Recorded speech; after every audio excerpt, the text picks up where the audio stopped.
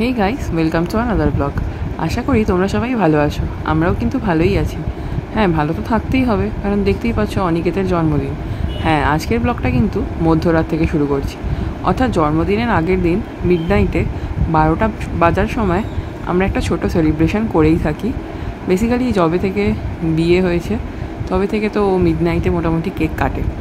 আগের বছর যদিও অন্যভাবে সেলিব্রেট করেছিলাম, একটা স্টেকেশন ছিল, তো এই বছর তাই ওটার অন্যথা আমি হতে দিইনি। এবছরও মাঝরাতে কেক কাটার একটা ব্যাপার করেছিলাম। আর এই যে দেখতে পাচ্ছ ভাগ্নে, সে কিন্তু ভীষণ এক্সাইটেড ছিল। তাকে ঘুম পাড়ানোর প্রচেষ্টা হয়েছিল, কিন্তু সে কেক কাটবে বলে ভীষণ এক্সাইটেড। যাই হোক, আবার সেজেগুজে বসে পড়েছে মামার সাথে। আর কেকটা দেখে তো কি ভীষণ খুশি। ও যে কী কেক কাটতে ভালোবাসে সেটা দেখতেই পেলাম। কেক কাটা আর কেক খেতেও কিন্তু বেশ ভালোবাসে। যাই হোক, এবার দেখতে পাচ্ছ তোমরা জন্মদিনের দিন দুপুরের আয়োজন। দুপুরে কিন্তু খুব বেশি কিছু হয়নি। মাছ, তরকারি, 5 রকম ভাজা, পায়েস, চাটনি, মাংস এগুলো করা হয়নি জেনে শুনেই, কেন কি রাত্রে একটা প্ল্যান ছিল। তো দুপুরের খাওয়া দাওয়ার পর একটু রেস্ট করে আমরা সবাই মিলে বেরিয়ে পড়লাম আমাদের ডেস্টিনেশনের উদ্দেশ্যে। আগে থেকেই যেহেতু বুকিং করা ছিল, তাই জন্য কোনো অসুবিধা হয়নি। আমরা দুটো গাড়ি নিয়েই বেরিয়েছিলাম, কেন কি আমাদের সাথে মাও যাচ্ছিল আর আমার ননদ, নন্দাই আর পুচকে। তাই জন্য একটা গাড়িতে তো সম্ভব নয়, তাই দুটো গাড়িই যাচ্ছিল। তো আমরা বেরিয়ে পড়েছি, দেখতেই পাচ্ছ। আর এখন যাচ্ছি রেড রোডের রাস্তায়। তাহলে কিছুটা হয়তো আন্দাজ করতেই পারছো, গন্তব্যস্থলটা সম্ভবত স্প্ল্যানেডের ওদিকে। হ্যাঁ, ঠিকই ধরেছ। অনিকেত ওর জন্মদিনটা সেলিব্রেট করবে ভেবেছে পিয়ারলেস ইনে। অনেক সার্চ করে ও পিয়ারলেস ইনকে সেলিব্রেট করার জন্য সিলেক্ট করেছে। আর জায়গাটাও বেশ কমফোর্টেবল ছিল, খুব একটা দূরেও নয়, একদম ঠিকঠাক রেঞ্জের মধ্যে। যাওয়ার সময় এরকম সুন্দর আলোকময় কলকাতার ছবি কিছুটা তুলে ধরতে ইচ্ছা করলো তোমাদের সাথে। জানি সবাই হয়তো এই রাস্তার সাথে পরিচিত, কিন্তু আমার মনে হলো একটু তোমাদের সাথে শেয়ার করি। এই রাস্তায় প্রতিদিন যাওয়া আসা সবারই লেগে থাকে প্রায়, এর জন্য সবাই পরিচিত। চলে এসেছি আমরা অলরেডি, দেখতেই পাচ্ছ। আমি দেখতে পাচ্ছি গাড়ি থেকে অলরেডি পিয়ারলেস হোটেল। অফিস যাওয়ার সূত্রে পিয়ারলেস হোটেলের পাশ থেকে কিন্তু রোজই যাই, তবুও পিয়ারলেসে কিন্তু কখনো ঢুকিনি, এই প্রথমবার যাচ্ছি।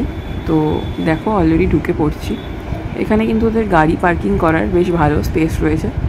আর ঢুকতেই এই যে সিকিউরিটি দাদা রয়েছে, সে কিন্তু সবাইকে নমস্কার বলল, যেটা এখনকার দিনে খুবই রেয়ার। আমি মনে করি কলকাতার সবাই নমস্কার বলবে, এটাই একটা সংস্কৃতির ব্যাপার। নমস্তে, এই কথাটা থেকে নমস্কার, এটাই আমার কাছে খুব সুন্দর শোনায়। তো ঢুকেই নমস্কার পাওয়ার পরে আমরা এরকম একটা সুন্দরভাবে সাজানো ফুলের সম্ভার দেখতে পেলাম। এবং দূর থেকে ফুলটাকে অরিজিনাল না লাগলেও সামনে গিয়ে দেখলাম সবটাই কিন্তু অরিজিনাল, খুব সুন্দরভাবে সাজানো। আমাদের দুই মারা ঘুরে ঘুরে দেখছে। আমরা একটু আগেই ঢুকেছিলাম, পরের গাড়িটা জাস্ট কিছুক্ষণের মধ্যেই পৌঁছে গেছিল। ঢুকে আমরা একটু টুকটাক ফটো তুলছিলাম, তার সাথে সাথে ভিডিওতেও নিচ্ছিলাম। তোমরা দেখে নাও পিয়ারলেস ইনের ভেতরটা।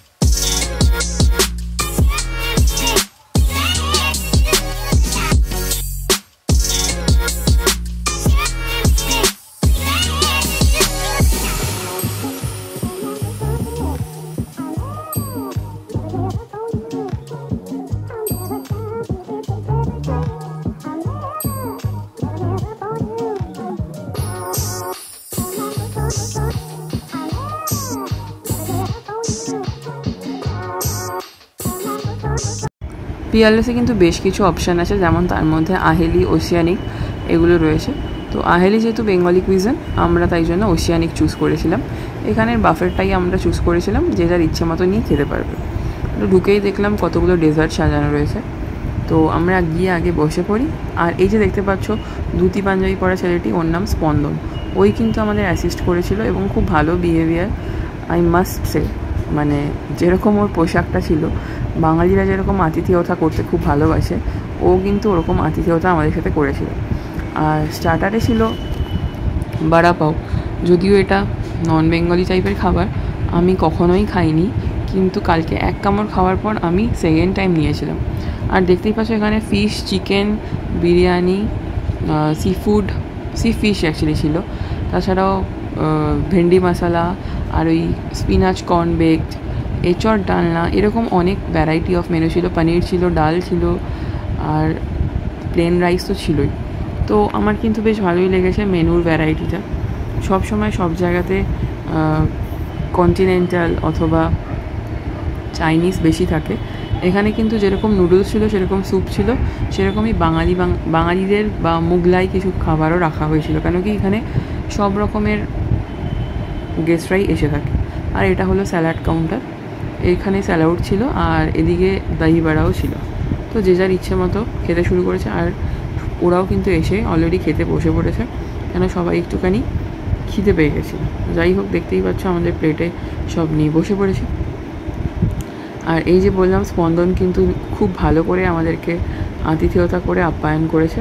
এই দেখতেই পাচ্ছ চিকেন তন্দুর ও নিজে সার্ভ করছে। স্টার্টারটা আমাদেরকে টেবিলে সার্ভ করেছিল চিকেন বল, চিকেন তন্দুর, আর ভেজিটেবল চপ ছিল, আরও কিছু স্টার্টার ছিল, বাট এইগুলো বেশ ভালো লেগেছে। আর বাড়িতে তো একটা কেক কাটাই হয়েছিল, ওটা যেহেতু কি আগের দিন কাটা হয়ে গেছে, তো ওই দিন সন্ধ্যাবেলা কাটার জন্য বুলটি অর্থাৎ আমার ননদ আরেকটা কেকও নিয়ে গেছিলো, যেটা আমরা ওখানে গিয়ে কাটবো বলে সিলেক্ট করেছিলাম। সেই জন্য কেকটা অলরেডি রেডি হয়ে গেছে। আর এখানে মোমবাতি জ্বালানোর কাজ চলছে।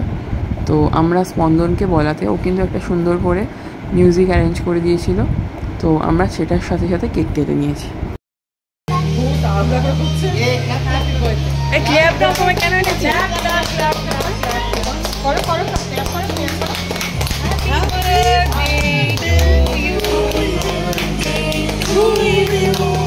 Happy birthday to you.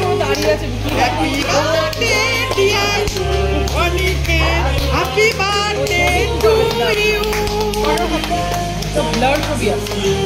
তোমার ক্যামেরা ঘেমে গেছে। আমার হাত ব্যথা হয়েছে রে। Happy birthday to you.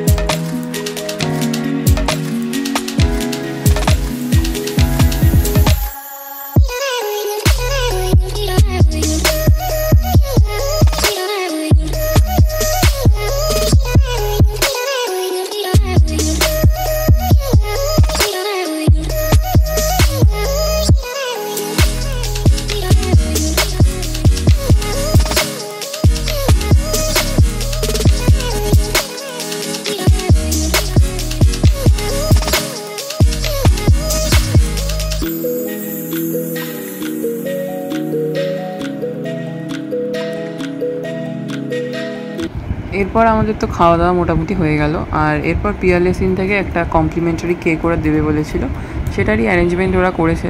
কিন্তু সবথেকে আশ্চর্যের বিষয় ছিল এই তরোয়ালটা।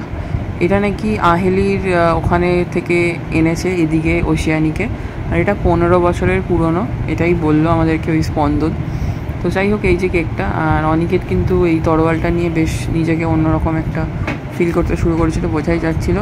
তাই জন্য বেশি দেরি না করে আমরা কেকটা কাটার ব্যবস্থা করেই ফেলেছি, কেন রাতও হয়ে যাচ্ছিলো, ফেরারও ব্যাপার ছিল।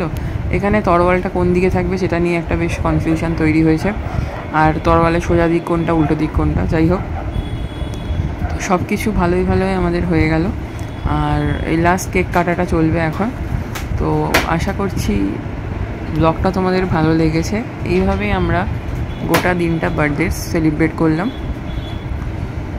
আর আশা করি আগামী সবকটা বার্থডেই এরকমভাবে আমরা সেলিব্রেট করতে পারবো। আর তোমরা সবাই ওকে উইশ করে দিও যেন আমার আগামী দিনগুলো খুব ভালো কাটে, এইভাবেই যেন জন্মদিন প্রতি বছর সেলিব্রেট করতে পারে।